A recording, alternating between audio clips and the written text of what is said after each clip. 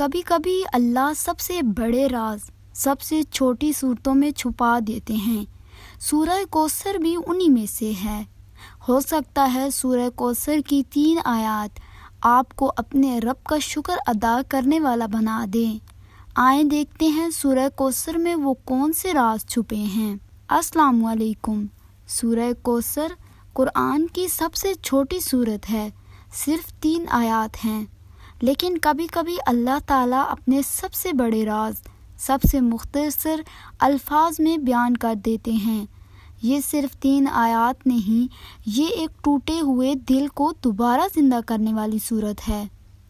پہلی بار جب میں نے سورہ کوثر کو صرف پڑھا نہیں بلکہ اس پر رک کر سوچا تو مجھے محسوس ہوا جیسے اللہ صرف نبی کریم صلی اللہ علیہ وآلہ وسلم سے نہیں بلکہ ہر اس دل سے مخاطب ہیں جو کبھی خود کو محروم سمجھ بیٹھتا ہے، ہر اس انسان سے جو دوسروں کی نعمتیں دیکھ کر اپنے ہاتھ خالی محسوس کرتا ہے، جو سوچتا ہے میرے پاس کیا ہے۔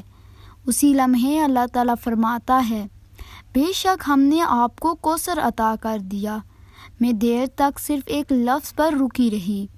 اللہ نے یہ نہیں فرمایا ہم تمہیں دیں گے، بلکہ فرمایا ہم نے دے دیا۔ گویا اللہ کی عطا مستقبل کا وعدہ نہیں، یقین کی خبر ہے۔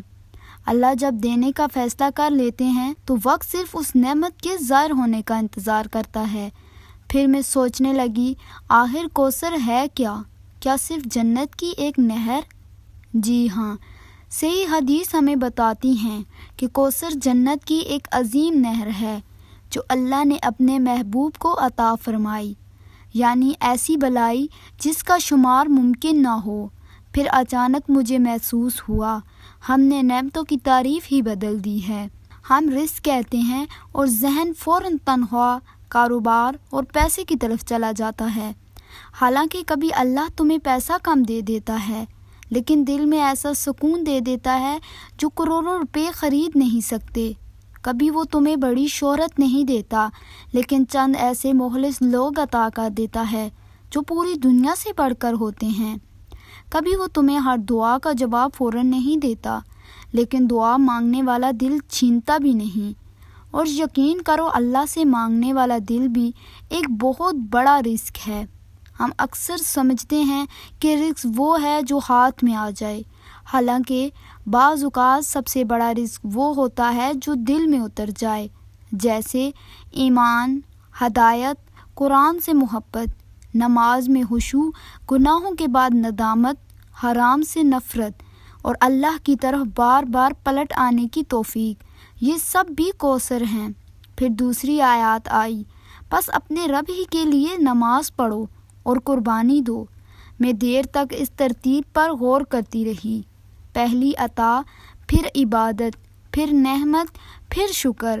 ہم اکثر سوچتے ہیں پہلے میں اللہ کی عبادت کروں گا، پھر شاید اللہ مجھے دے گا، لیکن اللہ ہمیں یاد دلاتا ہے کہ تم پہلے ہی کتنی نعمتوں میں گرے ہوئے ہو۔ تمہاری عبادت ان نعمتوں کی قیمت نہیں، ان کا شکر ہے۔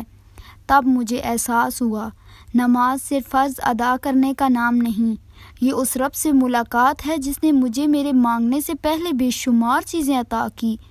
ہم اکثر کہتے ہیں میرے پاس کچھ نہیں، کیا واقعی؟ اگر آج بھی تم قرآن پڑھ سکتے ہو، یہ نعمت ہے۔ اگر تم سجدہ کر سکتے ہو، یہ نعمت ہے۔ اگر تمہارا دل گناہوں کے بعد بے چین ہوتا ہے، یہ نعمت ہے۔ اگر اللہ نے ابھی تک تمہیں اپنے دروازے سے نہیں لوٹایا، یہ سب سے بڑی نعمت ہے۔ شاید مسئلہ نعمتوں کی کمی نہیں، نظر کی کمی ہے۔ ہم ان چیزوں کو گنتے رہتے ہیں جو ہمارے پاس نہیں، اور ان نعمتوں کو بھول جاتے ہیں جن کے سہارے ہم ہر روز زندہ رہتے ہیں۔ پھر آخری آیات، یقیناً آپ کا دشمن ہی بے نام و نشان رہ جائے گا۔